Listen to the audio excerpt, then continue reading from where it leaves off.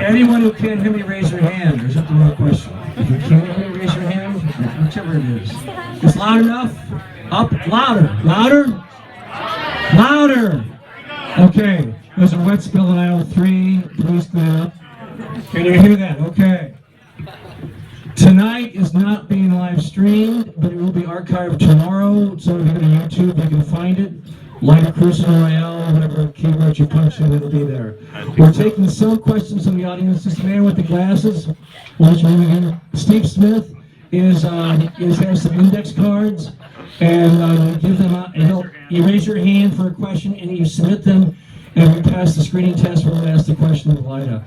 I'm DJ Wilson, host of Collateral Damage on KDHX, KDHX Extra. You can Google that and find it if you want. I'm having Gloria Mohammed and Megan Betts on a podcast this week, 2 Alderman candidates that are running for the first time in our city. I'm going to be asking some of the questions, and Michael Allen, my cohort, will say a few words before we hand over to Lyda for an opening statement. So hold on. All right, hello, good evening. So, DJ said I'm Michael Allen. I teach at Washington University, and I work in historic preservation in St. Louis. You give us great feedback, too. Great feedback to mayoral candidates. I just want to say up front, our next 3 events in the mayoral close-up series. January 30th, we have Jeffrey Boyd, 22nd Ward Alderman. February 13th, we have the President of the Board of Aldermen, Louis Reed. And February 20th, Alderman Antonio French from the 21st Ward. And I don't know if we have a Haas or Matthews event, but I had a podcast with both of them. Yet to be determined. Massachusetts. But tonight we are joined by the 28th Ward Alderwoman, Lyda Krewson, mayoral candidate, who's here to be our second guest in the mayoral close-up spotlight series. So we're going to start with about 3 or 4 minutes, whatever you want to tell the crowd. Okay. And then we'll start asking moderately challenging questions. Thank you, Michael. Thank you, DJ. And a huge thank you to Steve. Let's give a round of applause to the Royale for always bringing us great political rhetoric and point of view. I've been at many debates or forums here, and I think it really provides something, Steve, that doesn't exist in the rest of St. Louis, which is a close-up view of people and the opportunity to get some good food and maybe something to wet your whistle with. So anyway, don't forget to take good care of the bartenders and the waiters and the waitresses who are trying to make their way through this big crowd. It's really an honor to be here, and I appreciate all of you being here as well. I'm Lyda Krewson, you heard that. I'm currently the 28th Ward Alderman. I've been the 28th Ward Alderman for about 19 years, and that has been really a great fun and my great pleasure to do that, to represent probably the most diverse ward in the city of St. Louis, but also to try to balance the interests of residents, of businesses, and in institutions that are in the 28th Ward. And so that has been a lot of fun and continues to be a lot of fun to this day. On what I call my day job, which is I'm the CFO, I happen to be a CPA, I'm the CFO of Peckham, Guyton, Albers & Viets Inc., PGAV. For short, we're an international architectural and design firm. We do work all over the world, China, Middle East, Europe, all over the United States. Here in the city of St. Louis, projects that you might know that we've done are mostly at the St. Louis Zoo, which is, the new home for Callie the polar bear and the penguins and Sea Lion Sound and some of those kinds of things. So I've done that for many, many years, and that has really given me a perspective, I think. The combination of those two skill sets, having been an alderman and also having been a CFO, I think is a really good couple of skills to take into the mayor's office for a city that has a $1 billion budget. And about half of that budget is the airport and the water division, and the other half is a half that we call general revenue, and that is what you would know as, that pays for police and fire and forestry and filling the potholes, and I know there's some out there today that need to be done. I made my way, over Kings Highway today. So I do think that having that skill set is really an important thing for whoever is in the next mayor's office. I guess I want to start by just talking a little bit about many of the good things that are going on here in St. Louis. You know, we are St. Louisans. We are kind of humble. We don't brag as much as we should on ourselves and on our own city. But certainly if you think back to 10 or 15 years ago, think back to what Cherokee Street looked like. Yeah. Think back to what the Grove looked like. We had to give it a whole new name. It was Manchester, of course. Look at the Loop and what's happened in the last 10 or 15 years. Look at Old North. Look at Hyde Park. Look at the West End. I don't mean the Central West End. I mean the West End and all the new housing and development that's happened there. And there are other, of course I'm missing, Macklin Avenue, South Grand. There are many other very successful neighborhoods that are much better today than they were 10 or 15 years ago. Also take a look at Cortex. I bet someone in this crowd works at Cortex. I don't know if you want to give a show of hands, but there are 5,000 people now who work in Cortex. And it looks like it popped up overnight, but of course it didn't. It was a 20-year or maybe even 20-year plus project. But it's very transformative, I think, for our city because we're a great startup company city. Look at any listing and we're always in the top 5 for startup cities. So Cortex is certainly transformative in that regard, and it really helped us to retain NGA, you know, National Geospatial Agency, which is our country's largest spy agency.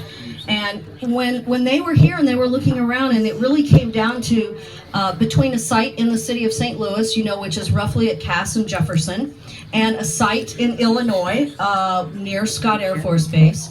I think that Cortex was really one of the things that caused them to choose the city of St. Louis. It's very close to Cortex, and I think that when they look at attracting and retaining talent, which is what we all want to do, they are looking for a place where their talent wants to live, wants to work, wants to play, and so I think that that was a very transformative thing for getting NGA. Now, that said, that's sort of to remind you that things are pretty good here in St. Louis. But that said, I mean, certainly we have some challenges to work on. I would say that job one for the next mayor is neighborhood safety. And that means a lot of things. I've knocked on doors all over the city. Whether I'm in Baden or whether I'm at Carondelet in the river or east or west, when I knock on a door and someone talks to me about what's really on their mind, often in their own words, of course, they come around to saying neighborhood safety. For me, neighborhood safety is a whole number of things. One, it is prevention of crime. And so for the new mayor, I hope that they'll adopt my plan, and it'll be me, hopefully, so that we will expand our recreation programs. We will use alternative dispute resolution. We will have a prosecutor's office who will hopefully have a program where, similar to drug court, diversion programs, I will call them, so that you don't have kids, young people going to jail who might be able to be diverted into another program and really sort of get their lives back on track. In addition to prevention, of course, there has to be law enforcement. And some of you probably know that the city of St. Louis is budgeted to have 1,300 police officers. We currently have about 1,175 or 1,180. So we're down 120 or 30 police officers. We're spending all the money, by the way, that we have budgeted for the 1,300 officers because, of course, we're paying a lot of overtime. And police officers have been working mandatory overtime for the better part of 2 years. That's tough on a department. So we have to hire those officers. We have to pay them better because, frankly, our officers are paid on day one when they graduate from the academy $5,000 less than a new officer in St. Louis County. And so that's very hard to attract and retain talent if you're not in a competitive pay situation. They also have to have more modern training and more training. I mean, if we are going to rebuild the relationship between law enforcement and our neighborhoods, that takes a different kind of training that maybe was given 20 years ago. More training and a different training. You don't call the cops on your best day. You call the cops on your worst day most of the time. And when you do, I think you want two things. The first thing you want is get there fast. And the second thing you want is exercise perfect judgment. And you get perfect judgment through training and through good selection and through modern methods of training your law enforcement. So I think neighborhood safety is job one, but all of these things are so intertwined. The second thing that I'll talk about is, of course, economic development. For me, that's really jobs. You know, how do you pay attention to the companies who are here now so that those companies want to stay here and can stay here? Also, pay attention and create an environment where startups want to scale up. We know that in this country, the job growth is in small business. It's not in big business. It's in the small businesses. So if you have a two-person business, your ability to scale up is really key, and that will also provide opportunities and jobs for more of our people. And then thirdly, of course, we want to attract additional jobs to St. Louis. One of the things I didn't mention is that NGA is a $1.7 billion construction project. That is a real opportunity for our community to train a whole new generation of workers in not just jobs, but in careers. So another plus, which will add to, when folks have jobs, the very few things a good job won't cure. I'll just sort of leave it at that, but we have to really work on that. I can tell, I'm getting the hook here. All right. Yep. Final thing, last point. And the last point is the way we deliver services to our constituents. Modernizing government. That means all the way from being able to do much more business from your computer than from City Hall, so you don't have to park and go from this floor to that floor and the other floor. But it also means taking a look at how we deliver services in this region. And we have to combine services because the way we deliver them now is a very expensive way to deliver services. And with that, I'm going to let you, I'm going to stop there. Sorry, I think I was over my time limit, but thanks for your attention to that, and I'm anxious to hear your questions.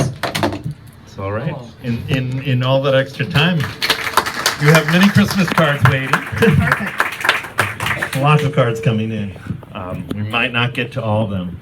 It goes 2 hours. So I'm going to start. We can start anywhere, but I'm going to start with picking up on the safety question, and maybe a question you would anticipate. You have received the endorsement of the Police Officers Association in St. Louis, and you have been very clear that that is not consummate with the endorsement of Jeff Rorta individually, business manager. However, as representative of that union, Jeff Rorta has made many incendiary comments in the press over the years, impugning the Black Lives Matter movement, most recently even seeming to endorse Donald Trump's presidency, which is... I missed that, fortunately. And I don't really want to dwell on the Rorta question, but something in that endorsement from the Police Officers Association that is evident is that we have actually two police unions in this city. We have the Ethical Society of Police, representing mostly black officers, and the Police Officers Association. You've received the endorsement of one of those organizations. So my question is, I have two questions. Do you think you could get the endorsement of the Ethical Society of Police? The second part is, as mayor, how would you bridge the obvious division within the rank and file? If we want training, that's one thing for new officers, but the existing officers don't seem to even get along with each other. Well, let me just say that I don't think training is just for new officers, for sure. I mean, many of you are probably in professions that require, continuing education or CLEs or whatever they call it. So I don't consider training just to be for new officers.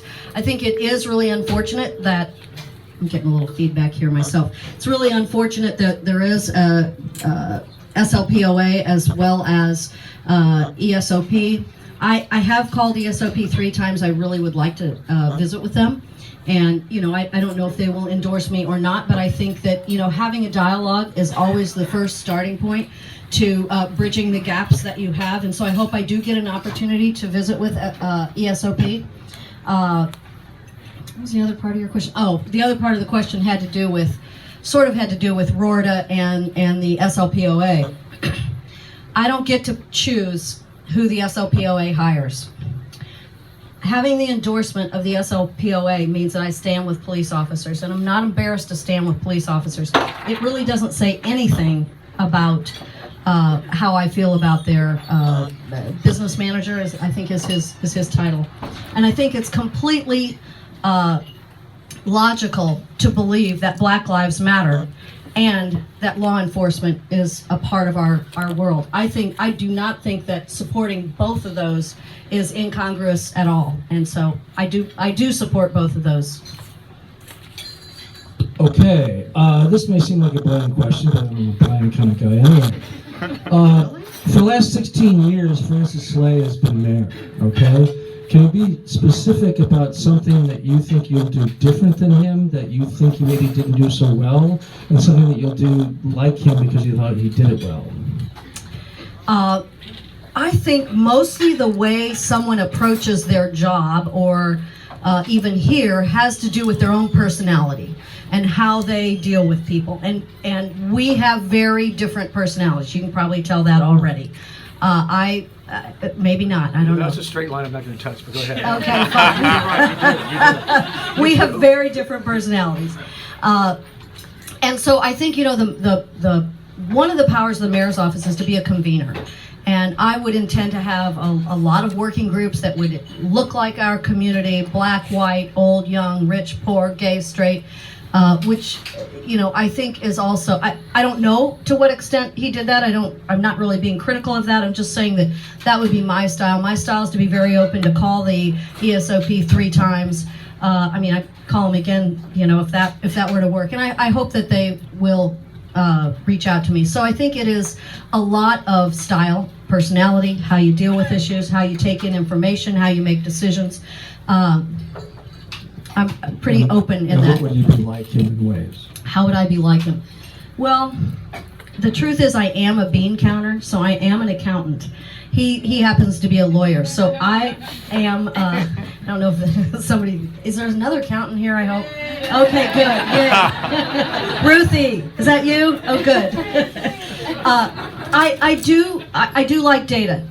Ask anybody who works on my campaign, I'm like, well, what does this look like? So I do like data, and I happen to think that's a good thing. And so I think, maybe there are some similarities there.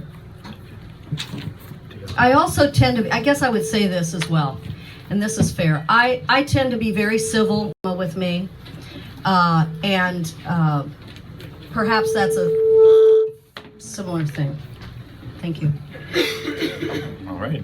Is that you? I don't know, but I do tend to give a lot of feedback. Hopefully not harsh often. Just piggybacking on DJ's question, you definitely are not a figure of drama, but you have laid down some strong words in your platform that you will look for waste in the city budget and eliminate it, because there might be opportunities to fund things by taking money away from things we shouldn't be funding. So you've been on the Board of Aldermen for 20 years, and I wonder if there's an example of something that came to the Board of Aldermen in a budget proposed by one of the mayors you've served under that you would consider wasteful. That's a good question. I think it maybe has to do more with what our structure is. I do think that we have an expensive structure of city government. So there's nothing that comes straight to my mind that I think, oh, that's wasteful. We are not we're not a high revenue city. We're not even a high service city. You all know that because most of you probably live here. But I do think that you need to spend your budget where your priorities are, and so I'll look for any place possible to do that. Is there one example, something in the structure that comes to mind? Something in the structure. County offices sometimes. There are county offices that I think could be more streamlined into the overall governmental structure. Okay, a couple of these are coming from our erstwhile our audience here, but also it fed into a question I had that I'm going to read a quote. There was a debate at Harris Stowe on a Thursday night, a forum more than a debate, and I sat through the entire thing. It was not a debate. And I contacted your campaign people and they said you had 4 other commitments that night, you couldn't make it. But this question from the audience says that you may be unwilling to face potentially unagreeable audiences, is what this person said. But on a larger thing, I think race, at least in this election, is overinterpreted. I think there is racism, there's racial disparity, but I think in this race, it's not 1993. I think Lewis Reed, Tashara, and Antonio get white votes, and I think you need some black votes. So I think it's hard to quantify. It's not the same as it was, but there is obviously racial disparity. I want to read a quote. Bruce Franks was the co-host of that Harris Stowe thing, and on January 14th, on Facebook, he wrote that Lyda Krewson is a very nice person, and he admired you, but respectfully, this is Bruce Franks talking, quote, respectfully, I cannot support her for mayor. Quite frankly, she can't effectively represent anyone with my lived experience. Now, you know Bruce, you know him well. How would you react to that statement? You know, I don't know him well. I know him a bit. I think I wouldn't say that about him. I think that all of us come to things with different experiences, and of course that makes us who we are. But I do think that certainly, I think Bruce Franks can represent all of his constituents, even though he probably doesn't have the same lived experiences as they do. And I think that I can represent all of St. Louis, because I similarly don't have all the lived experiences. I have some experiences that you all don't have. Fortunately, you don't have them. And you all have some experiences that I don't have. But I think, you know, it is a matter of talking to each other and listening to each other and taking all that into account when you make decisions. So I don't agree with it, but that's okay. There's a lot of stuff on Facebook I don't agree with. And on February 22nd, you're going to be at the Sheldon at the American Sponsored Mayoral Forum. I am. Right. Yeah, I was not at the Bruce Franks Young Person Forum, I think is what it was. I'll tell you where I was that night, and I actually responded in a response in the American over the weekend. You know, the first place I was a little meet and greet that at 5 o'clock, and then I was at the 6th Ward Neighborhood Association, then I was at Benton Park West, then I was at the 8th Ward Neighborhood Association, where I did get their endorsement, and I'm happy to have that. And then I was at the 28th Ward at about 8:30, which happens to be my home ward. So yeah, I was 5 places that night, and I'm really sorry that I wasn't there, but I didn't know about it until I had already committed to being at those other places. So there are lots of debates and forums that are coming up. I mean, there's one this Saturday at the Schlafly Library put on by the Sierra Club. There are a lot of them. I think there'll be a lot of opportunities for people to see all of us, which is good. This is an important office. I mean, you really ought to think about this, because whoever we choose to be the next mayor really has the opportunity to set the trajectory of the city of St. Louis, I think. So it's important. All right. Also on the subject of putting ourselves in the shoes of people who are different than us, one of the first things you did in office, probably the first time a lot of us knew who you were, was to get a bill passed that exempt stock earnings from the city's 1% earnings tax. It was back in 1997, if I remember, 98. I think it was maybe 99 or something. 99. It wasn't the first thing I did, but All right. it was early. It was early in your career as an alderman. So I guess just looking back on that, because it's come under some scrutiny in this mayoral race, do you think it succeeded in its intention of keeping some wealthy people from fleeing the city? Did it bring new residents into the city? And what impact has it had on the city's revenues? Has it been a net positive? Well, you know, the bill that you're talking about here is, doesn't have to do with stock option earnings. It has to do with profits on stock options. So like if you own stock now and you sold it, you would not pay earnings tax on it. Similarly on stock options. I understand that it's a controversial thing. And they're not wages, and the earnings tax is subject to wages. I mean, the earnings tax in and of itself is a whole nother topic we could talk about for a while. But it's not possible to measure who didn't leave. You know, you can't measure that because you don't really know that. But at the time, I thought that was a good idea. I still think it's not a bad policy at all, because we are trying to retain jobs here. Now, the truth of the matter is stock options are kind of way out of vogue now, and very few companies do them to any great extent. But at that time, it was a big deal. Okay, here we go. Well, at the time, it was a lawsuit against the city filed by Ross and Perina to exempt the earnings and stock options from the earnings tax. The city defended that suit, and I know because my cousin Jimmy defended it, and they won. Jimmy Wilson. Jimmy Wilson. I got He's a it. former city councilor Yeah. for Shamel. He doesn't usually admit that I'm in the same family, but whatever. And they won that suit, so it wasn't going to exempt them. There goes the questions. But then the ordinance that was passed was sort of like an end run around that, basically. And in the suit, Ross Maria contended that earnings from stock options wasn't income. It wasn't earned income. Yeah, but Right. I mean, come on. I mean, it's part of the incentive, and part of the argument then was because of this earnings tax, .com companies, tech companies wouldn't come here because they pay a lot of people with stock options. And I That know was true then, you yeah. can't prove who didn't come and who left, but I mean, Sharon Tyus has introduced a bill which will go nowhere, I'm sure, to reintroduce earnings tax on stock options. So I take it you're not for that, and I'll ask the other candidates that too. You know, I haven't really looked at the bill closely that she introduced, but I think that what we're trying to do is to retain jobs that we have here and attract other jobs. And, you know, this is sort of technical, but, you know, if you file your income tax returns, you know, there's a whole lot of different definitions of earnings and what goes in what column and that sort of thing. So I think this is not much different than Well, that. but for a person who's cashing a check, it's still compensation for what job you had. But that's It's still yeah. money. Okay. Yeah, it's all money. Absolutely. On a slightly different, or a totally, And you would, you know, have to pay capital gains on that. a So- totally different topic. One of the things I've noticed in being on the campaign trail, it doesn't seem a whole lot of issues that people quarrel about. But I'm thinking there might be one on the horizon. One of the things that Trishara said when she was here, that she was in favor of closing Hall Street, the medium security prison there, the workhouse on Hall Street.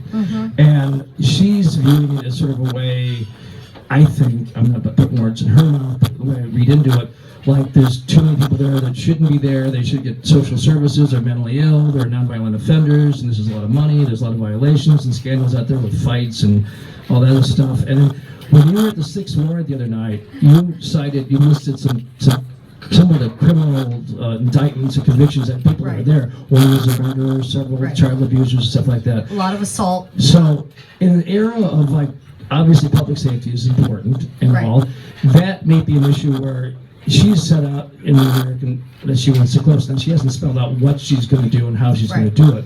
But you at the 6th Ward meeting Thursday night expressed some concerns about that. So can we talk about that, please? Well, you know, I don't know exactly what her methodology would be, but I do know, and I could read it off my phone, that when I heard that, I got a list, not by name, but by what charge people were in there for, because I said, well, okay, is this a good idea or not? And I got the list, and there's nobody in there for, you know, misdemeanors. There are people that are in there on pretty serious charges.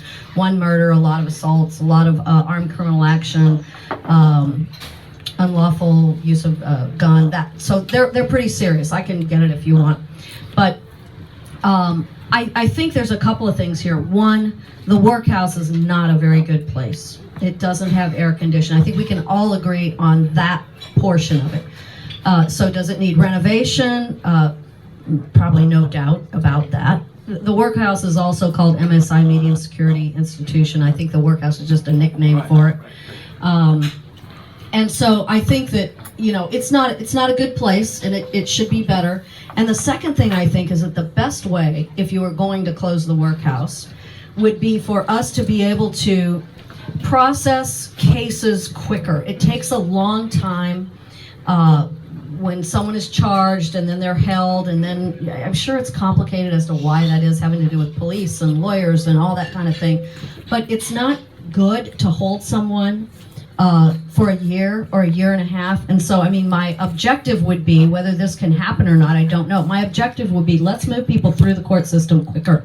That's better for them, and frankly, it's a lot better for us. If they aren't guilty, well, let's let them go. You know, let's determine that and let them go. If they are guilty, then they go over to the state system. And then, by the way, the city didn't have to pay for that.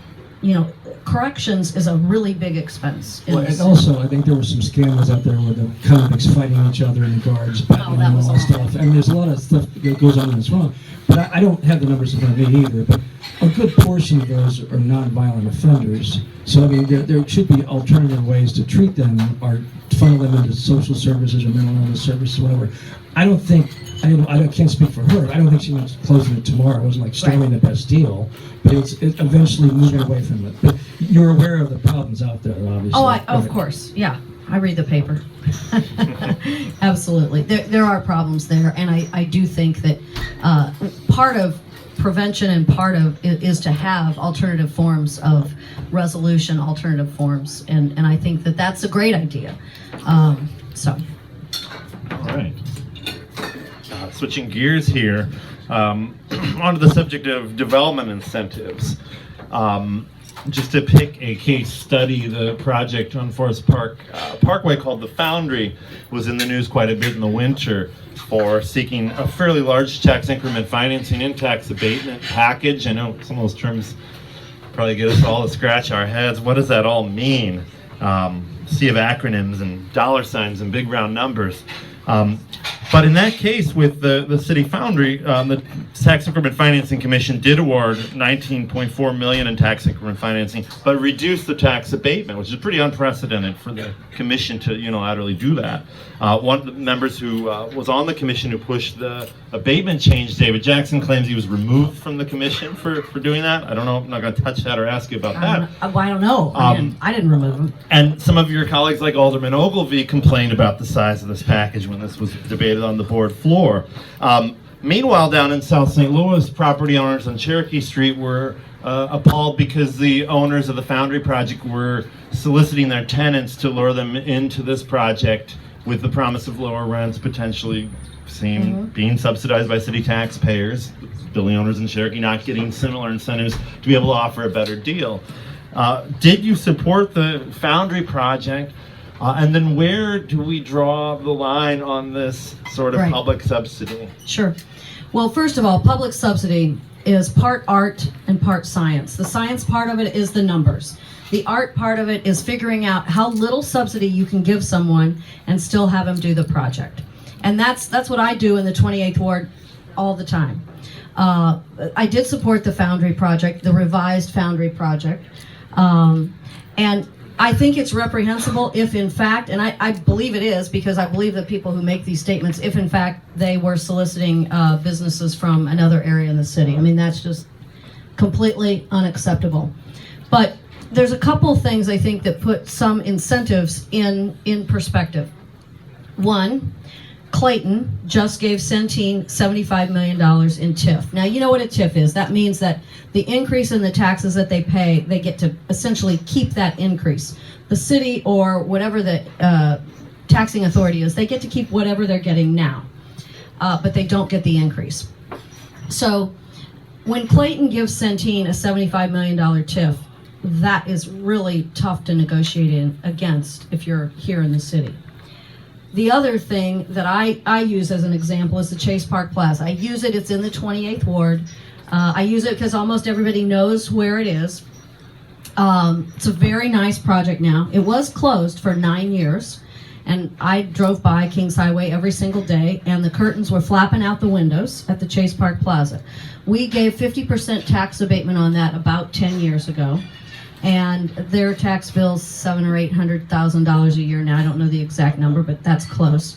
And then this year, in 2017, they'll be fully back on the tax rolls. That, I think, is what incentives should be about. If it could have happened without the incentives, they had incentives before, long ago. If it would have happened without the incentives, I wouldn't have supported it. And that's why I say it's part art and part science. Regularly, a developer will come to me and say, well, I'm thinking about doing a project here. I need 25 years of tax abatement. Well, nobody has 25 years of tax abatement in the 28th Ward. And the way they get to 10 years or 10 and half for 5 is through a negotiation process that happens through SLDC, the alderman, and the developer. I don't happen to think aldermen should be doing that negotiation. I think it ought to be done at SLDC. But the way it happens today, aldermen do that. I have a project tomorrow that some of you will see. It's a small project. It's 5 townhouses. It's on a site that is zoned for B, two-family residential. There'll be 5 townhomes go there. I'm supporting 5 years of 50% abatement. This is a site that has not been on the tax rolls in over 50 years. Have to acquire it, have to tear down the building because it was not for profit since 60 something. And so I think that's good because on day one, the city will get more taxes than what they're getting today. So it's part art, it's part science. Every project has to be taken on its own, but we certainly should be reducing subsidies, particularly in the central corridor and areas that are thriving, and offering more subsidies in areas that really need more of an incentive. So, just a brief follow-up. That right where you are is where I was going to jump back in. Some of your opponents, Alderman French and Treasurer Jones in particular, have said we need to basically draw the line, stop issuing these in the central corridor. Treasurer Jones says that we should have a public commission to study the question of where we're allocating these things. Other people would say, you know, these are following where projects are happening. This incentives follow the market. But the general question I think we all would agree on is we would like to see more development outside of the center of the city. So how do we get there? Well, you know, I'll give you a little personal example. About 15 or maybe 17 years ago, when there was really nothing on the loop, there was no pageant, there was no Moonrise Hotel, there was no pie pizza, I took a developer, more than one, 3 to be exact, got an appointment with him, got him in my car, drove him around Del Mar, which I thought was really ripe for development because the loop part of the University City, part of the loop had begun to develop. And so one developer who will remain nameless, he said to me many times, gosh, Lyda, I wish I'd have listened to you because that would have been a really good place for me to do projects. So I think it has to be, you know, very intentional the way you deal with developers in areas, and you have to actually try to take them somewhere that they don't know they want to go, and you know, use persuasion and try to get them there, and you get them there with carrots, and those carrots are incentives. And I think there are a lot of places like that. So you know, they're always going to take the easy sites. I mean, left to their own devices, let's face it. On follow up with what Michael just asked, the one that got me was the corner of Skinker and Delmar, where the gas station is. It got a $4.4 million TIF. Hasn't gotten it yet. Well, it's proposed though. Right? I mean, like, if you got to give one there, where wouldn't you give one? Well, Skinker and Delmar, where they're, it's the north west corner there. That Shell station is a huge problem. There's a lot of crime there. They don't operate it very well.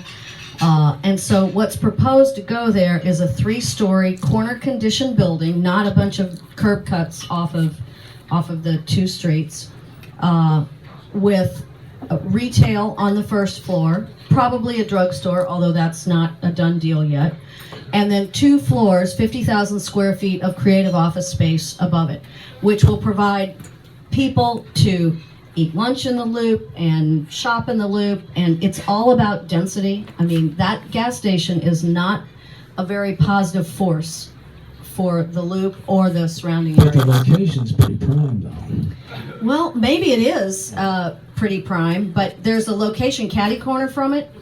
The fried chicken. I mean, it seems like it's prime, but it's empty.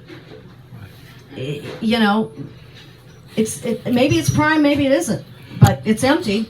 So. Okay, talking about money, the city is going to be looking for cash, and the 2 things it has that looks like assets is the water division and the airport. There's rumors afoot about the airport. What do you think could be done to monetize them in some way for the city, either one of those 2? Well, my gut instinct on the water division is that seems like a bad idea. I mean, for some of you that have followed this for a while, you know, we went down a road with Veolia that, you know, seemed like a really bad idea and was ultimately scrapped. If you look at Flint, Michigan, that seems like, I mean, water is, you know, makes beer, oil. Right? Water's the new oil. So, you know, I don't see that in my future here. The airport, most people would agree that our airport is better today than it was 5, 6, 7 years ago. But it's still, because we don't have enough flights, it's still tough to get in and out of here. And we wish that we had a better airport. The way airport finances work, you add up all the money that it takes to run the airport. You have to get that approved from the airlines. You divide essentially your costs by the airlines, the flights, and that's what the airlines pay. And we have it's not new, it's old, but we have a big runway out there that we're still paying on, and that causes our costs to be high. And so that causes it to be costly for airplanes to come in and out and land here. So as that goes down, which it is about to go down, hopefully we'll have a better economic situation at the airport. I don't know anything about. I haven't thought about selling the airport. In terms of sharing the governance of it in exchange for something else. Depends on what we exchanged it for. I don't know. Maybe I don't think that. The airport's important. It's located in St. Louis County. It's owned by St. Louis City. I don't know. Depending on what it was. I'll jump right in with the follow-up. It's always a touchy subject when you talk about two people who divorced but were once together. But let's talk about the city and the county. What is the proper relationship? I thought maybe you knew something I didn't know. No. Is my husband out there? No. Okay, he's still here. He's right here. Okay, fine. Back in 1876, the city and county got divorced. I tend to think we ought to get remarried. I do think we ought to get engaged first, though. Try to work out a prenup and, all of those kinds of things. I don't think we shouldn't elope. This is not simple. This is not simple, but I will say that I do believe that the fragmentation in our government is costing us a lot of money, and it's also makes it very tough to make big decisions. Nobody's asked about soccer, nobody's asked about the Scottrade, nobody's asked about all those things, but think about how much easier those decisions would be to make if we actually were making them regionally. So that's a yes or no. Well, yeah, but it's, I mean, like. Yeah, I think we've got to get back together. I mean, somehow or another. Should the city re-enter as a municipality? That's one way. I'm not wedded to.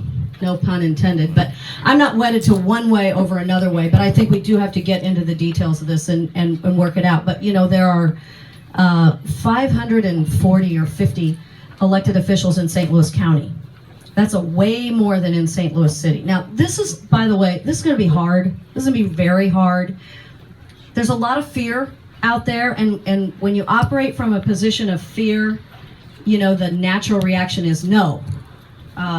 So this is going to be hard because it will change our world if we go through with it. So that all has to get worked out. But I think that there's money to be saved in a more efficient government structure. There's higher standards. There's better service to be provided, and take the money you save and spend it on something else that you really want. So. One of the things that's a recent forum, Dotson's name came up, and if I had been Dotson in the back of the room, I'd get my resume in order because there's not a whole lot of support there.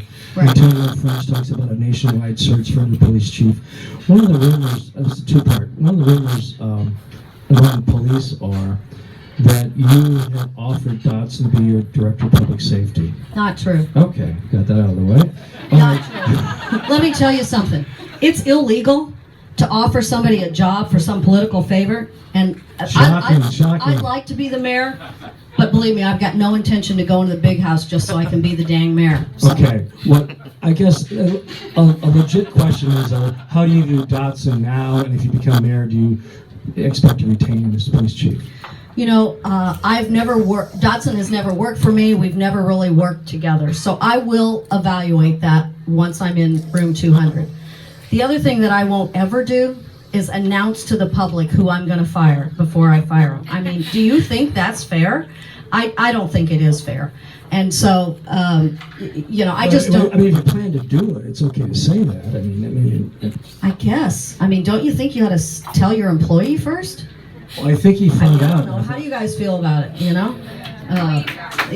Well, I'm just saying, Dotson as police chief, crime is an issue. Yeah. He's the icon. I get that. Yeah, that's I get that. I've got Our vote, you tell us. Pardon? You're asking for our vote, so you tell us what you're gonna do. I don't know if I'm going to fire him or not. Audience participation. It's great. That's okay. Okay. It's really good. Go ahead. All right. Dawson question out of the way. Let's talk about the football stadium. So, Oh my. had to go there, but okay. we're on that track again with the soccer stadium, and we dealt with that question 2 weeks ago. Slightly different track. It's a little different track, and probably more people in this room would attend a soccer game than a Rams game. And it's a safe question, though. I know. It's a safe question because it didn't happen. The team left. Yep.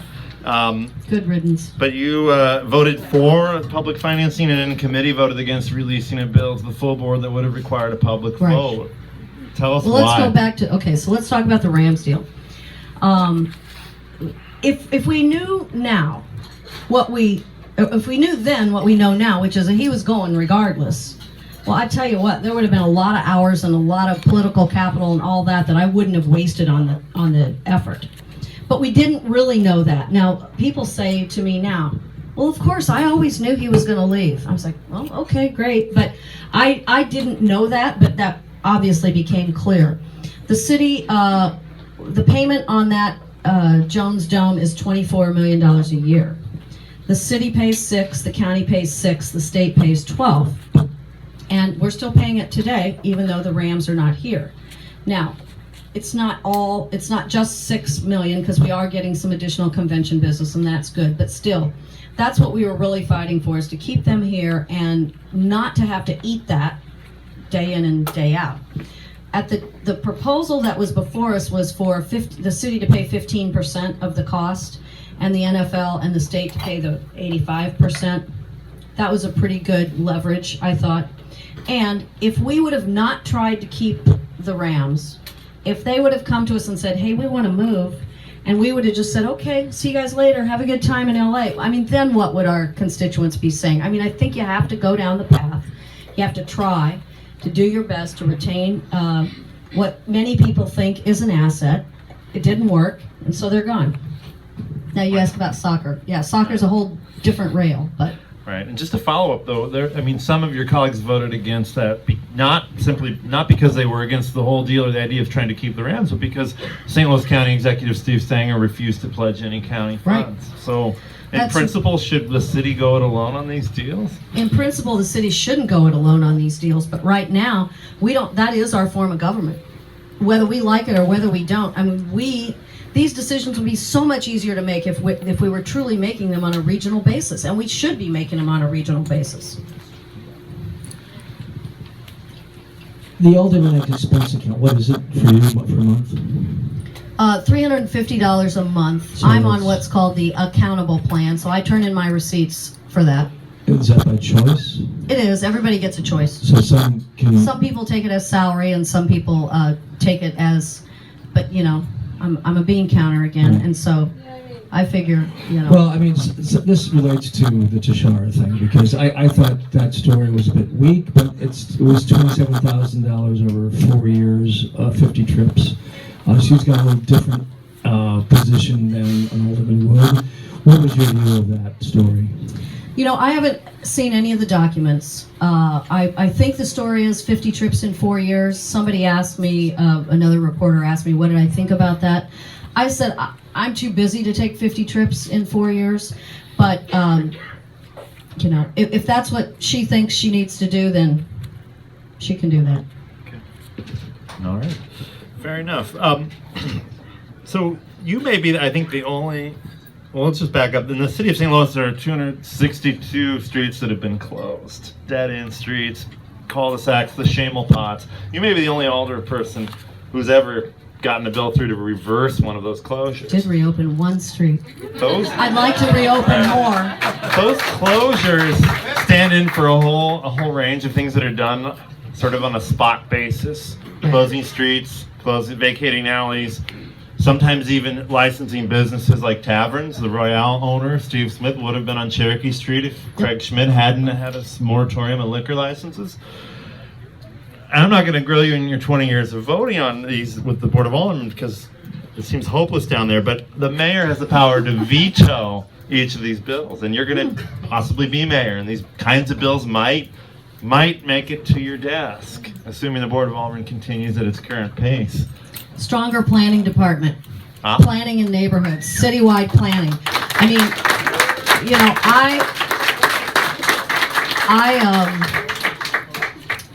I've never done an ordinance to put up a stop sign.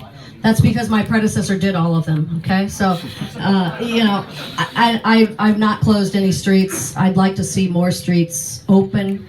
I'd like to see more streets be two-way. But, I mean, honestly, I think that aldermen who do this are doing it because they think it's the best for their neighborhood. I don't challenge their judgment. I just think that they need more professional input from a planning department to, you know, everybody doesn't come to this with the same skill set. And so, I don't know if that answered the question, but, you know, more planning, neighborhood planning. I haven't closed any streets. No, you haven't. Don't plan to. All right. Just a follow-up. So the planning department, how do we make it stronger? We fund it. They fund it. We fund it. You know, I mean, there's not much funding in the planning department. There's not enough. And most of its funding comes from the development block grants from It the federal does. government, right? It does. Yep. Mm-hmm. All right. Should the New Life Evangelistic Center be closed, and if so, what should the city do about the homeless? It should be closed. Here's why. I'm on record for that. The New Life Evangelistic Center, NLEC, for short, doesn't provide services for people to help them get back on their feet. I mean, it is a horrible way to treat our most vulnerable citizens, and that is, you know, at first thing in the morning, 6:30 or whatever, they have to leave. They have to go out on the sidewalk. How could you possibly get your life together when there's no bathroom on the sidewalk, there's no food on the sidewalk? I mean, it's not possible to get better, to get back on your feet from the sidewalk. It's probably not possible to get back on your feet without intense social services. I mean, there's a reason, most likely, that those folks are homeless. I mean, if they could do it on their own from the sidewalk, I'm sure that they would. But I don't think that they can, and I don't think NLEC is really doing a service to the homeless people we have here. I think there are, and there's actually a count, I think it's Thursday night. I think there are about 11 or 1,200 homeless people in this, mostly in the city. And, you know, I think about that, and that isn't actually that many people. Can't we do better as a community? I mean, can't hospitals and social service agencies and St. Patrick's Center and all of the folks that are in that business, can't we do better and have a housing first model for homeless people? And that is why I think NLEC should close. And I know that it is highly controversial, but I just don't think that continuing that is a good idea. So what are you doing day one? But once it closes, what is the city going to do on day one when it is closed? There's a continuum of care group that's working right now on that. I need to be much deeper into knowing about all of that. I believe I read in the paper, and honestly what I know about the legal stuff is what I've read in the paper. I think it's slated to close April the 1st, which will be about 4 days before the new mayor gets elected in the general election. I don't know if it really will close on April the 1st. I don't know if there are more appeals to go on, but I do think that we are a good community. We are a very generous community. This is also a problem that we can tackle and figure out. All right. Gazing into my crystal ball, it's clouding over with a foreboding darkness. I just envision this future in which Attorney General Jefferson Beauregard Sessions may order the City of St. Louis Police Department to turn over people who are in this country unlawfully without a visa, Yeah. or the police department to enforce federal drug laws that run counter to city drug laws that we have now passed. What would you do as mayor if the Attorney General calls and asks you to have the police department enforce these federal directives to deport people or enforce these drug laws, when the will of the city might be Immigrants and somewhere else. immigration are super important to our city. We should be more welcoming to immigrants than not.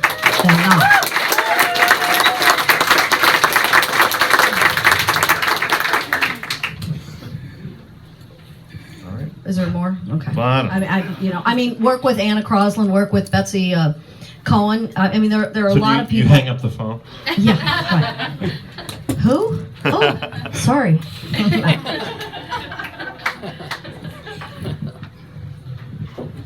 Steve, the high life is ended over here. I'm empty. High life is over. There's some questions from thank you. There's some questions from the audience here. We incorporated some questions already. This is what will you do? Oh, that's not the one I was going to ask. Okay. Here we go. It's about time. Thank you. Close to it. I'm cheaply paid, but I am paid here at least. Okay.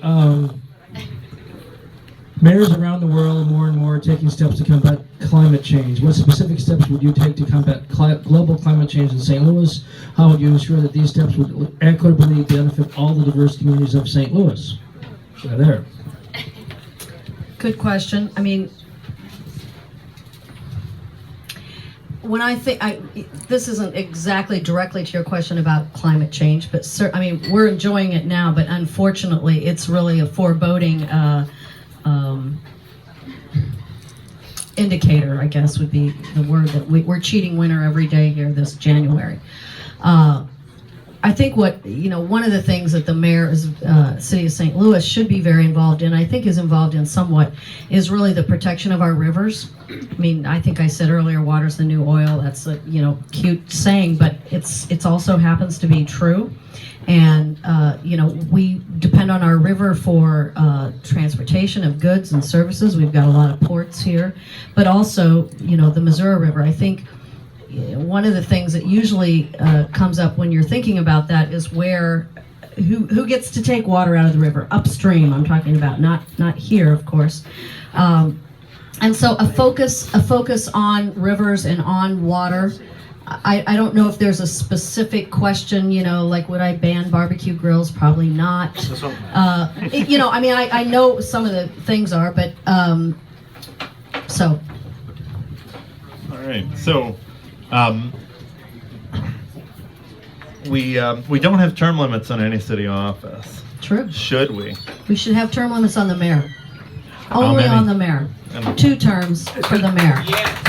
It's kind of a bit late for that, isn't it? After 16 years. It's not late for me. Okay? I think, if you think about it, I think term limits at the state level, at the legislative level, have been a disaster. That's true. But the executive branch is of any level of government, city, state, federal. The executive branch, I think, should be term limited. And frankly, I thought about introducing something like that this last year or so. And I didn't do it because I thought, somebody's going to just think this is some campaign ploy. But when I'm the mayor, if I can be so bold as to say that or practice that, I'll definitely sign a 2-term, 8-year limit on the mayors if there's a board of aldermen that wants to pass it. But not aldermen? I think not aldermen. I think that, the legislative process, not aldermen. I don't know if there should be a different term limit on aldermen. I haven't really thought about that, but yeah, I think the executive branch is where term limits would be needed. This is another question in the crowd here. Kind of generic, but it's an important issue. Please tell us how you interpret the mayor's office relationship with city schools. I assume that means mostly public schools, charter schools, schools in general. Sure. Well, education is so important. I mean, if you want to prevent crime, if you want to have better neighborhood safety, if you want to have more jobs or have people that are prepared to go into more jobs, certainly there's nothing more important than education. If I had a big pile of money, I would do early childhood education across the board. We don't. we should still strive for that. In the St. Louis Public Schools, we just last April passed a 20% tax increase for them. Their rate was $3.75 per $100 of assessed valuation. It went up to $4.50, so that's a 20% increase. I'm really hopeful that that will result in some good things for St. Louis Public Schools. I will say that the day after that passed, they turned around and sued the state to keep the money from going to any charter schools, which I happen to think charter schools are public schools too. They just aren't part of the St. Louis Public School system. And they have provided, by the way, there are some great St. Louis Public Schools. There are some excellent St. Louis Public Schools.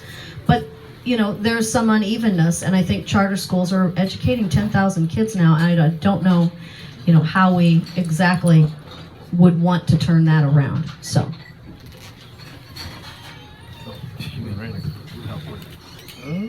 I have one kid who teaches in a public school, just sort of an FYI. My son, my daughter works for the Wyman Center. My son teaches math at Normandy High School.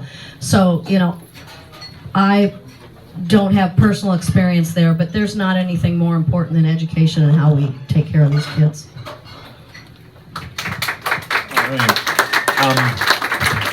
North-South Metrolink, will that be a priority for your administration? Expansion of Metrolink is really important. I think north-south is the right route. I am worried about the half-cent tax initiative because the idea here is for half of the half cent, so quarter cent, let's call it, to go for the local match for Metrolink. I'm concerned about that because I think it leads people to believe that, oh, we're going to get the north-south expansion, and it's not enough money to do that. So that is worrisome because it sets up an expectation that probably isn't quite right. But yeah, I'd love to have north-south, and you know what? It ought to go to all the way to Florissant Valley. I mean, it should be real city and county, not just city. And it would be a lot easier to make that decision if we made that decision regionally. I'll go with my questions. How will it affect in 2020 when the census comes in and reduce it from 28 to 14, a new mayor, 14 aldermen? What do you think what's the potential for that? I was one of the primary sponsors of the bill that sought to reduce the size of the Board of Aldermen from 28 to 14. It was on the ballot in the presidential election in 2012, and it passed by a pretty good margin.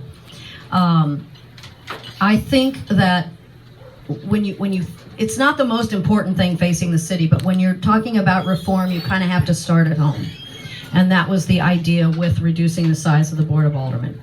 The new census will probably be done in 2021 or 22, and so this won't really take effect until 2023, I think is how it's written.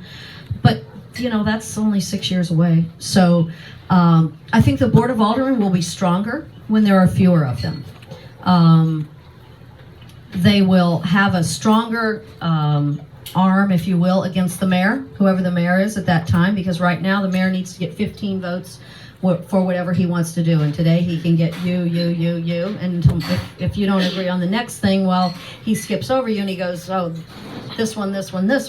So when there are 14, there will be fewer opportunities for that, and so maybe there'll be more collaboration, more cooperation, more talking things out, which doesn't exist too much today between the executive branch and the legislative branch, which I would certainly hope to change that. Another structural question. I was raised Roman Catholic, so I have I have a huge tolerance for complicated authority structures. But in St. Louis city government, our city budget is passed and marked up by a 3-member board called the Board of Estimate and Apportionment, created in our city charter, passed in 1914, so 102 years old. The Board of Estimate and Apportionment consists of the Comptroller, President, Board of Aldermen, and the Mayor. Some say it has way more power than the Board of Aldermen elected directly by the public. A lot of people don't know what it does or how it does it, although I think the meetings are now put on YouTube. Those are exciting, I hear. Should we retain the Board of Estimate and Apportionment in a modern government? It's a holdover from way back. You know, I want to be the mayor. I tend to favor a strong mayor system. Excuse me. But I think ideally you don't have the Board of E&A, but I don't know that I see that really in the future. I mean, things will change if we have Unicov. Things will change if we're making city and county decisions together. So, Right, fair enough. This is a little about the election itself. The poll that was released, 2 independent polls had you ahead. I think it was 23 or 24%, and Lewis Reed at 18%, and Antonio had 10 or 11, DeShara had 8%. But the big chunk of voters, 32%, were undecided. And the other thing about that poll, it was a landline poll, so there's some people I think might skew to an older crowd. How do you think what's going to happen in the next 41 days here in terms of that undecided vote, and how do you try to get those folks to vote with you? well, I think, the election is 6 weeks from tomorrow. So 42 days. Today's pretty much over, I think. And so, I'm here. I'm everywhere somebody invites me to go that I can possibly be at. And we're out trying to touch voters every single day. We make phone calls. We knock on doors. At some point, hopefully we'll have some TV ads. We'll have mail that'll come to your house. All of those are all the ways that you try to touch voters and persuade them that you're the right candidate. And so over the next 6 weeks, and really most people have just now sort of said, oh, we're going to elect a new mayor, because, we had those elections back in November, and then we had holidays, and, so now here we are the first of the year, and people are beginning to pay attention to this, which is great. So we're just going to work hard to touch as many voters as we possibly can. I mean, we've actually done some of our own polling. There have been 2 independent polls that have come out. The most recent one had me at 27. The next person was 18, 13, 9. But people have said to me, well, Lyda, do you trust the polls? I'm like, nope, I don't trust the polls. But I'd rather be leading in the polls than behind in the polls. I mean, let's face it. Yeah, okay, good. That seemed very profound. It did. It's sketchy. All right, how are we doing on time, boss? I think we're doing all right. All right, A couple more questions. couple more questions. So the one thing the mayor has, it is a weak mayor system, as you said, but the mayor appoints a lot of people to boards and commissions, and your proverbial predecessor, mostly uncontroversial, but there were a few picks that landed in the Riverfront Times. I think even maybe DJ Wilson wrote about one of these, where Mayor Slay, early in his first term, appointed his campaign consultant Richard Callow to the St. Louis Preservation Board. Who? And Callow Who? was, yeah. Who? Never heard of him. All right, this question's over. But he was representing Anheuser-Busch, and the Bevo Mill roof tile issue was at the Preservation Board, and raised the question of conflict of interest. There have been a couple other issues like that. And beyond that, you'll be a new mayor with new vision, and all these boards and commissions will have lots of people on them. Will you review some of those appointments, and then what would your criteria be? I think even Mayor Slay would probably admit there aren't enough people under the age of 40 on these boards and commissions. So. Right. So if you want to be on a board or commission, give me your business card or something. No. I think, in all seriousness, I think you would review all these boards. I don't have one. Okay. DJ on the Preservation text Board. me is what I think, of course I'm going to review who's on these boards and commissions. On day one, not everybody's going to leave, and hopefully, and have to appoint everybody. But I think, the people that are on boards and commissions ought to be black, white, young, old, gay, straight. We ought to have a cross-section of people who are on these boards and commission. They're really important, and there are a lot of people in neighborhoods who serve on neighborhood boards. They're not appointed by the mayor, but I think most people would think that that's a really valuable and a really worthwhile way to spend your time. My criteria will be, are you a voter? Because if you're not a voter, I'm not going to appoint you to any board or commission. If you don't vote, not just if you're registered, but if you don't vote, I'm not going to appoint you to a board or commission, because I think that's sort of the very least level of civic involvement that you can have. And I've had a number of people over the years want to go on various boards, And I look them up to see if they vote. Now, I don't know how they vote. I just know if they vote. And if they don't vote, I usually say, well, yeah, but I mean, notice you haven't voted. Oh, yeah, I'm planning to start doing that.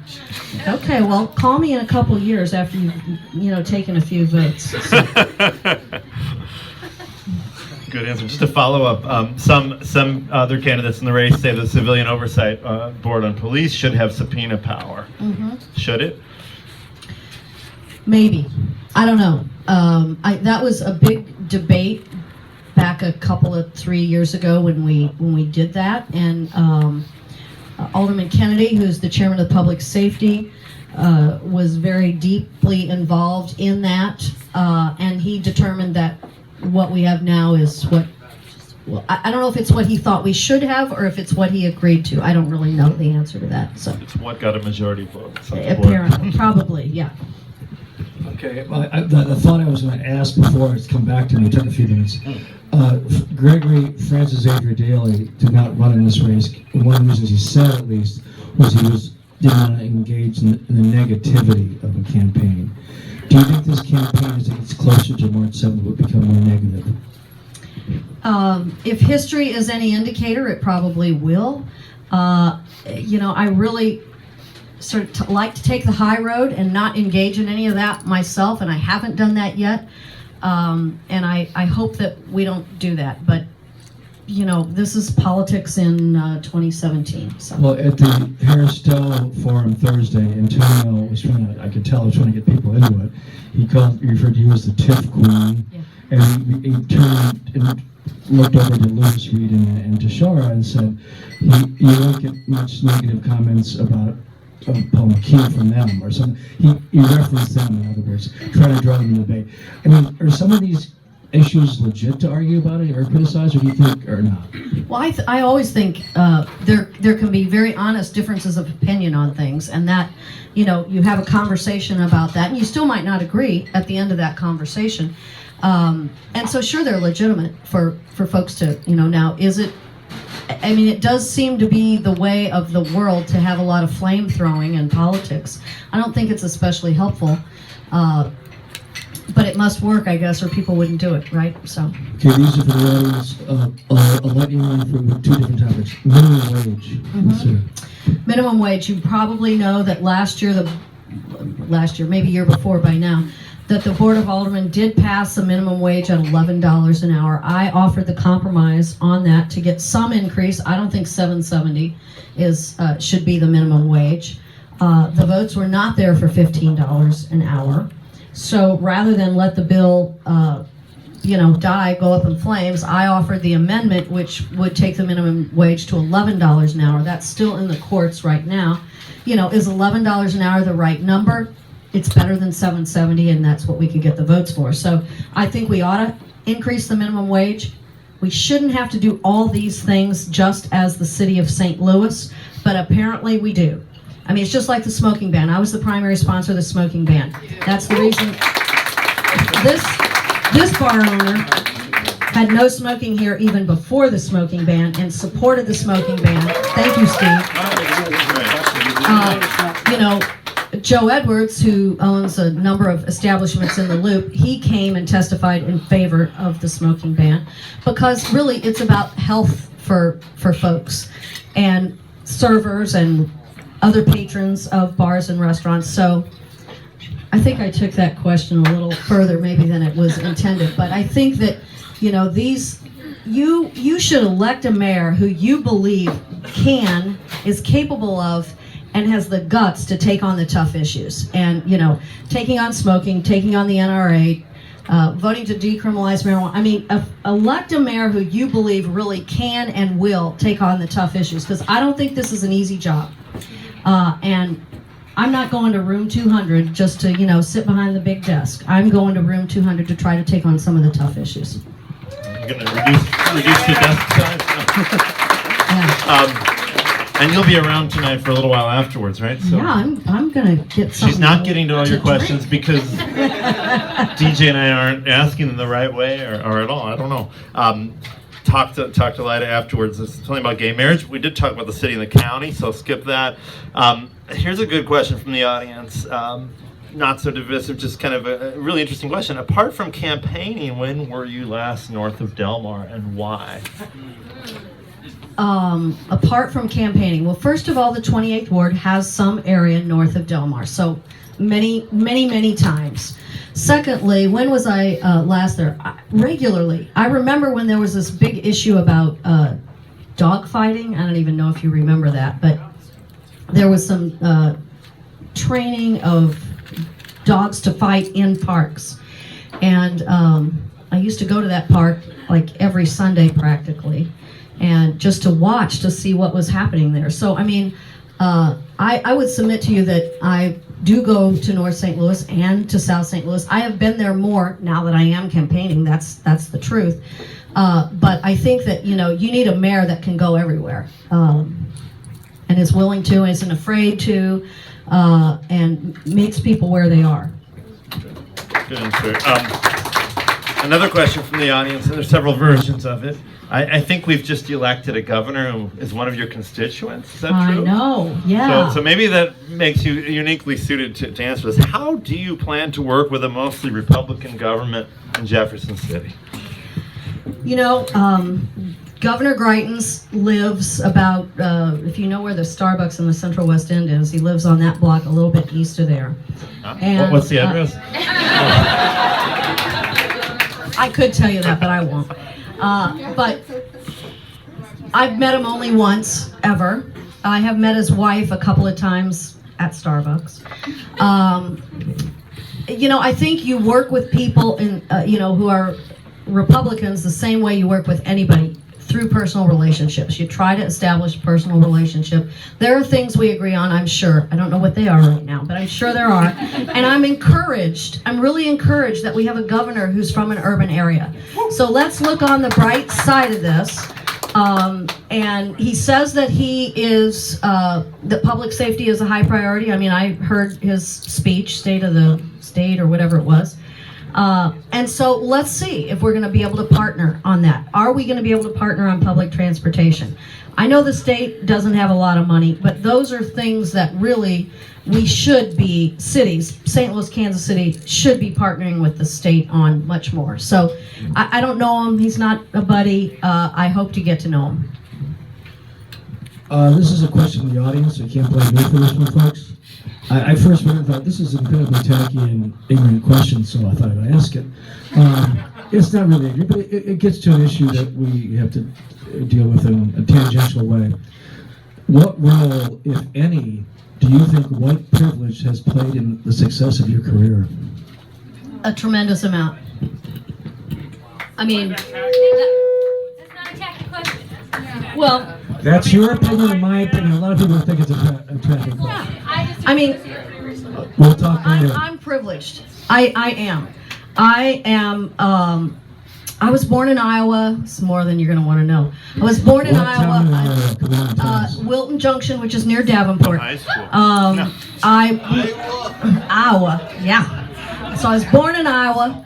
Then I moved to St. Joe, Missouri. Then I moved to Fairfield, Illinois. Then I moved to Moberly, Missouri, where I graduated from high school. That's why I say Missouri, not Missouri.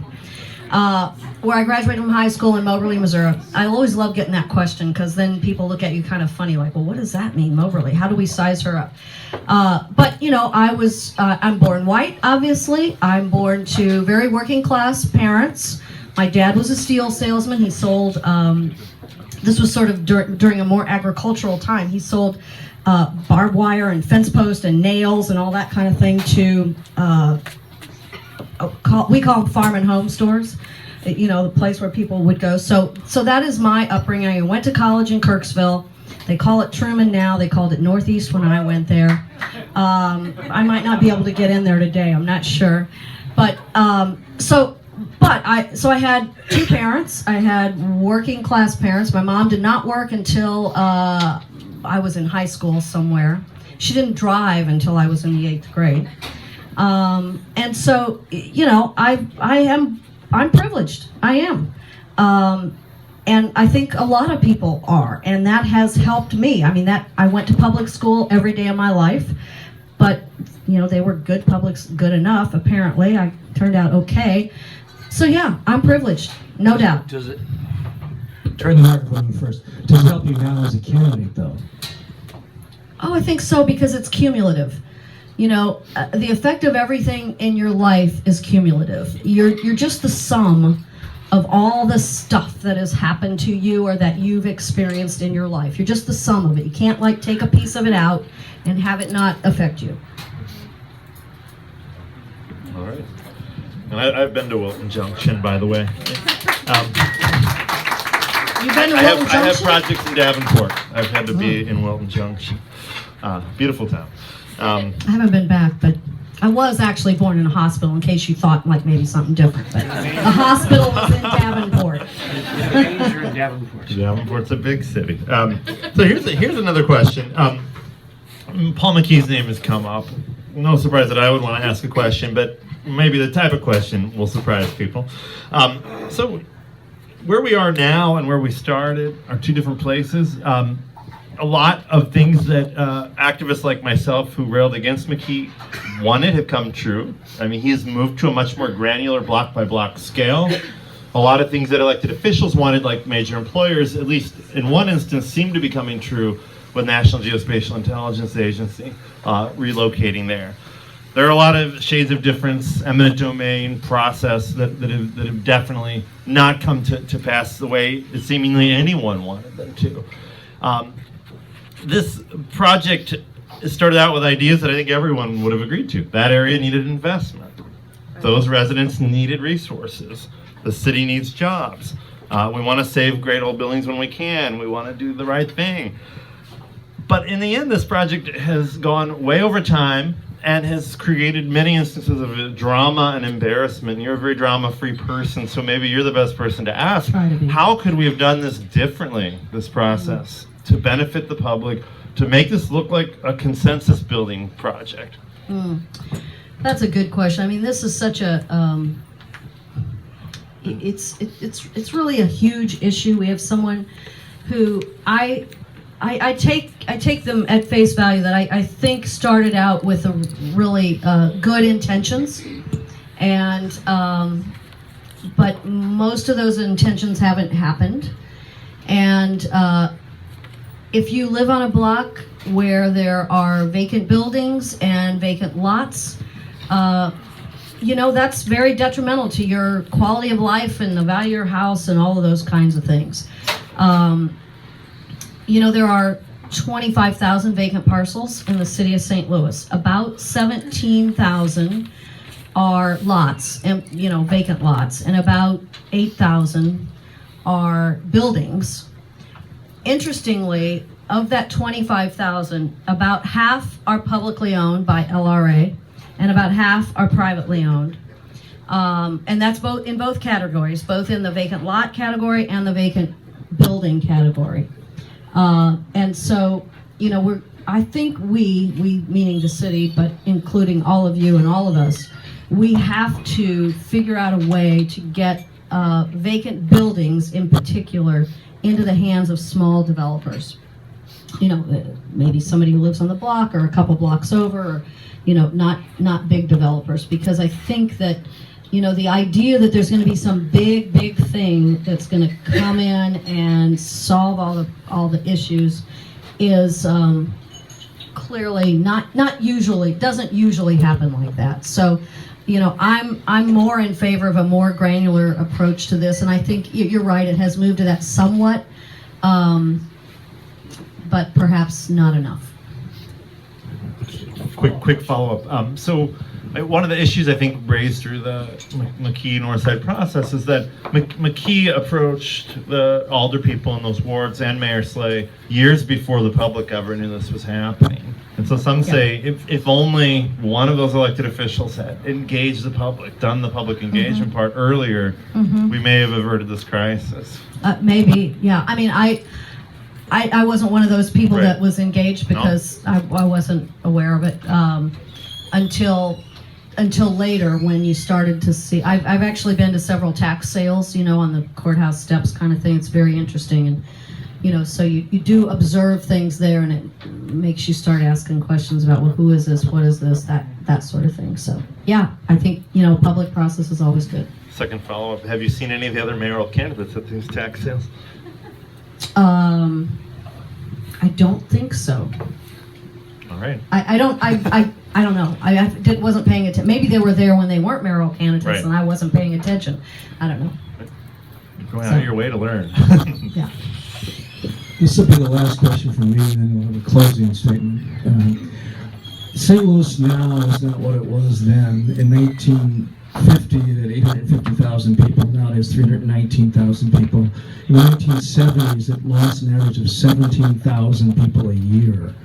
Okay, in the last 9 years, from 2006 to now 2016, now it's 2017, it was, in those 9 years, it's lost an average of 720 people a year. So it's kind of bottomed out. It's stabilized in a way for whatever reason. But when Francis Slay was, either the day he was elected or the day he was sworn in, I had to look this up to be sure, Rodney McAllister was walking home at night and was killed by a pack of wild dogs. I mean, that's not Is that in really, Ivory Perry Park? yes, Yeah, that's I not remember that. exactly a civilized city No. when that happens. Right. There's a lot of Rodney McAllisters still out there, not necessarily being attacked by wild dogs, but by Right. other forces that are beyond your control. What can you do as mayor to prevent that from happening to other people?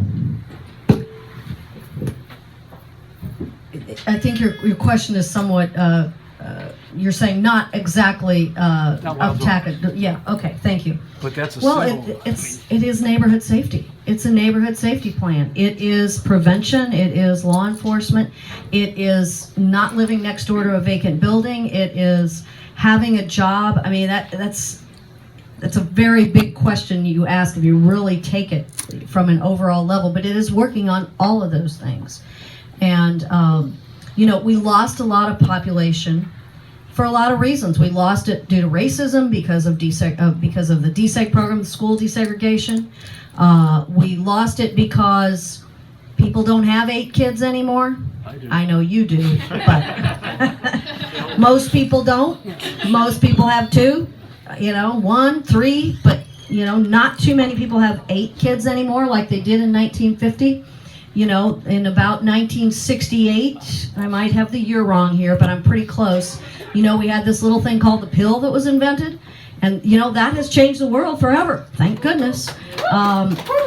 So the world is changed and is different. I think today there is a real movement for people to want to live back in the city.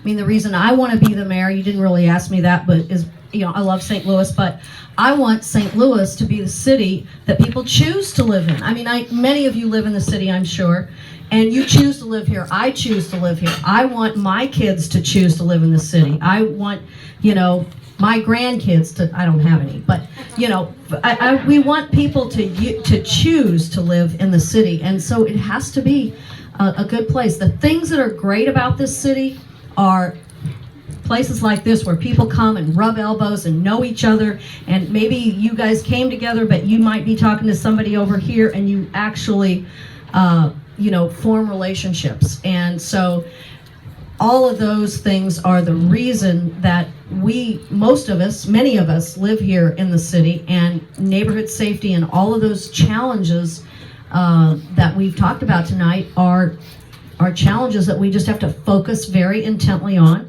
and take the steps that we have to take to make St. Louis a better city. Not great again. I said it was Not great I again. said it was my last question for a while, Yeah. okay? In the midst of that, you said part of the reason why the population went down was the DSEG program. Yeah, absolutely. That's not to say you don't were think against the DSEG. Well, we can talk about this for an hour and a half. if you Oh, want. no. But I no. wasn't against it, but To clarify that, that's all. yeah, thank you. No, I mean absolutely. You listen to, read or listen to any research today. I mean, children have better outcomes if they are in integrated environments. Period. So. All right. Well, my mother was from a child of one of 8. I have no children, so I'm sorry. I am part of the depopulation trend here in the city. So at this point, I think we've asked quite a lot of questions. So is there any topic we didn't touch on that you think is important to the city's future? And then would you like to make any kind of closing statement? I'm sure there are other topics, but they're not coming to my mind right now. Be happy if they're on your mind. I'm going to be right over there at the bar in a few minutes. But yeah, Steve, bring her a drink. No, that's okay. Yeah, here's what I'd like to say. You know, I'd really like to have your vote on March 2nd in 42 days. And if you can see your way clear to voting for me, I hope that you will get 5 of your friends to vote for me, because this election is really important to the trajectory of our city. And I said it earlier, I think we ought to elect a mayor who is capable and tough enough and has the guts to do this job. And I'd like to be that person, so thank you. All right. Thank you, Lyda. Thank you, DJ. Our next mayoral close-up, January 30th with Alderman Jeffrey Boyd. Then we have February 13th, Lewis Reed. February 20th, Antonio French. February 27th, independent candidate Stephen Fitzpatrick Smith. He just announced this morning, so I'll turn it over to him. Megan Green and Jennifer Florida. Oh yeah, that's right. We have Megan Green and Jennifer Florida. Aldermanic debate on the 1st of March. Well, I'm And staying if home. anybody remembers the... I Yeah. do, I was here. We're gonna have a chain link fence. Right. Yes. Chicken It'll be- wire, like the Blues Brothers. Yes, I used to throw boxing matches, so those skills will come into form. But thank you everybody for coming down, and hope to see you around soon. That was fun. Oh, that was fun. Thank you for doing that, Lyda. Yeah. I don't think my left elbow will get That's good. That's good. Ratings will be down. Yeah, The yeah. most famous elbow in journalistic. The right profile, right? Is that your tennis elbow? No. Yeah, exactly. That's actually my mouse elbow. I use the left hand of my mouse. See if we can get you out of here.